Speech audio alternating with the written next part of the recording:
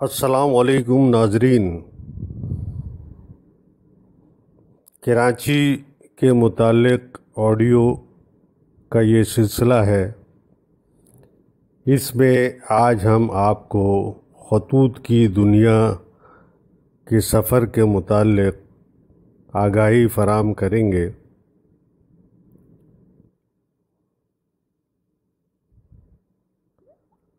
آپ سے درخواست ہے کہ ہمارے یوٹیوب چینل احساس انفو کو سبسکرائب کیجئے اور بیل آئیکن کو پریس کیجئے۔ اس کے ساتھ ساتھ ہماری آڈیو کو شیئر کیجئے تاکہ زیادہ سے زیادہ لوگ آگاہی حاصل کر سکیں۔ اپنی رائے سے ہمیں آگاہ کیجئے تاکہ ہم اس کو مزید بہتر سے بہتر بنا سکیں۔ خطوط کی دنیا کا سفر آسیہ اشرف ایوان کے مضمون سے ماخوذ ہے۔ محکمہ ڈاک کا آغاز کب اور کیسے اور کن حالات میں ہوا؟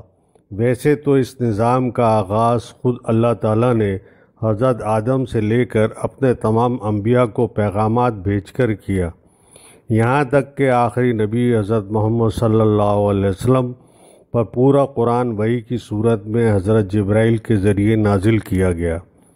انسان جسے اللہ نے اشرف المخلوقات بنایا، اس نے وقت کے حساب سے ڈاک کے نظام میں تبدیلیاں پیدا کی۔ اب جہاں تک محکمہ ڈاک اور لفظ پوسٹ آفس کا تعلق ہے تو یہ لفظ پوسٹ فرانسیسی زبان پوسٹی سے ماخوذ ہے۔ ڈاک کی تاریخ کا آغاز 2000 قبل مسیح میں ایک چینی بادشاہ نے کیا تھا۔ اس نے گھوڑوں اور خچروں کی مدد سے ڈاک کو ایک جگہ سے دوسری جگہ پہنچانے کا کام کیا، مگر ڈاک کا مکمل نظام البرید کے نام سے حضرت عمر رضی اللہ تعالیٰ نے شروع کیا، جسے دیگر خلفائے راشدین اور صحابہ کرام نے بتدریج آگے بڑھایا۔ پھر اس نظام کو شیر شاہ سوری نے 1540 سے 1545 تک مزید وسعت دی اور سندھ سے بنگال تک ڈاک کا ایک مکمل نظام تشکیل دیا۔ اس نظام کے تحت تھوڑے تھوڑے فاصلے پر تازہ دم گھوڑے پڑاؤ تبدیل کرتے ہوئے خطوط کو اپنی منزل مقصود تک پہنچاتے تھے۔ مورخین کہتے ہیں کہ ملکہ برطانیہ الزبتھ نے بھی 1556 سے 1590 تک شاہی میل کا ایک باقاعدہ نظام بھی بنایا۔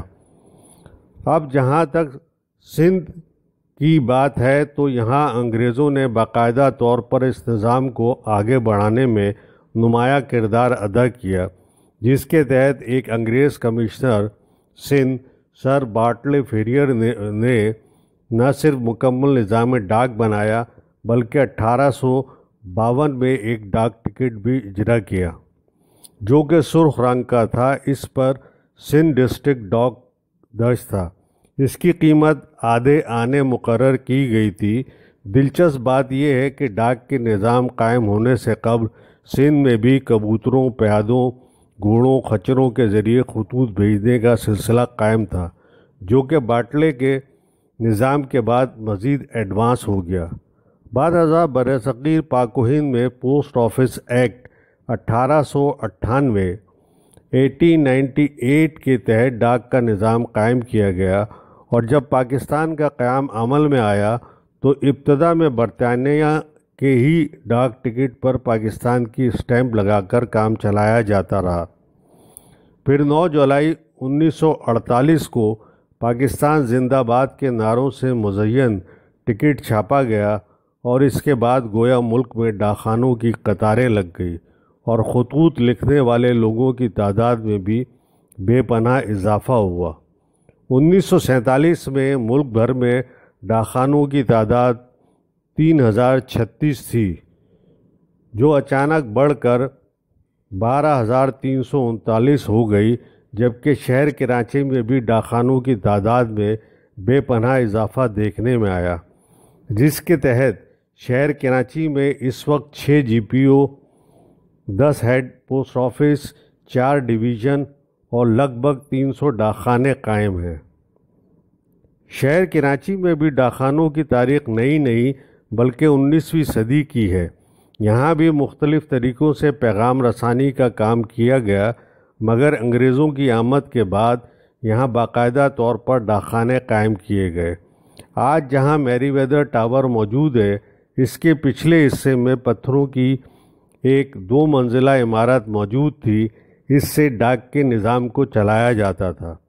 پھر 1901 میں موجودہ جی پی او، جو کہ آئی چندری گڑھ روڈ پر واقع ہے، میں ٹیلی گراف آفس کے ساتھ انگریزوں کے دور کی بنی گئی پرانی عمارتوں کو ٹیلی گراف اور پوسٹ آفس، جو کہ پہلے ایک ہی ہوا کرتے تھے، استعمال کیا گیا۔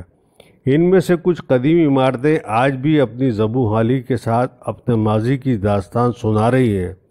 آج گو کہ ٹیلی گراف، جس کے ذریعے لوگ تار یعنی ٹیلی گرام بھیجا کرتے تھے، جبکہ پوسٹ آفس کا کام لوگوں کو خطوط اور مراسلیں پہنچانا ہوتا تھا، اب یہ دونوں محکمے جو کہ وزارت مواصلات کے زیر نگرانی ہوا کرتے تھے، اب الگ الگ کام کرتے ہیں۔ مگر آج بھی یہ دونوں اہم محکمے پرانے میکرڈ روڈ یعنی آئی چندری گڑھ روڈ پر ساتھ ساتھ واقع ہیں۔ شہر کراچی، جسے گنجان شہر کہہ سکتے ہیں، یہاں ڈاک ٹکٹ کی کھپت سب سے زیادہ ہوا کرتی تھی۔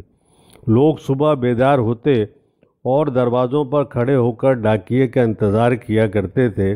اگر ڈاکیا کوئی خوشخبری والا خط لے آتا تو لوگ اس کی تواضع کرتے اور انعام و اکرام سے بھی نوازتے تھے۔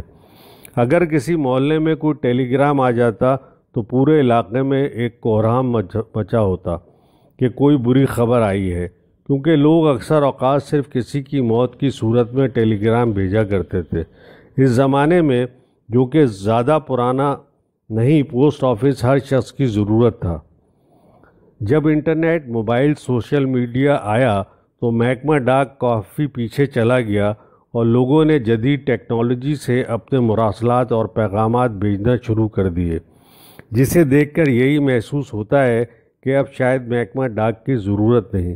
لیکن اوصاف نے جب اس سلسلے میں پوسٹ ماسٹر جنرل ملک صوبہ خان سے ملاقات کی تو ان کا کہنا تھا کہ جدید ٹیکنالوجی آنے اور جگہ جگہ کوریئر کمپنیز قائم ہو جانے سے محکمہ ڈاک پر فرق ضرور پڑا ہے، مگر محکمے نے بھی دور حاضر کے جدید تقاضوں کو اپناتے ہوئے ڈاک کے نظام میں نمایاں تبدیلیاں بھی کی ہیں، جس کے تحت اب محکمہ ڈاک ایک عام آدمی کے بجائے اداروں کی ڈاک کا انتظار کرتا ہے۔ اور آج یہی وجہ ہے کہ بینکنگ سیکٹر سمیت اہم ادارے ڈاک کی ترسیل کا خط کم ہونے پر پوسٹ آفس پر ہی اعتماد کرتے ہیں۔ انہوں نے کہا کہ محکمہ ڈاک ماضی کی طرح عوام اور اداروں کو ڈاک پہنچانے کے لیے سب سے سستی سروس فراہم کرتے ہیں، جس کے تحت صرف 8 روپے میں سیاچن گلیشیئر سمیت ملک کے اس آخری گاؤں جہاں ایک بندہ رہتا ہو ان کے خطوط پہنچاتے ہیں۔ انہوں نے کہا محکمہ ڈاک کو مزید تیز رفتار اور جدید ٹیکنالوجی سے لیس کیا جا رہا ہے، جس کے تحت وہ آنے والے وقتوں میں پھر سے وہی مقام حاصل کرے گی جو اس کا خاصہ تھا۔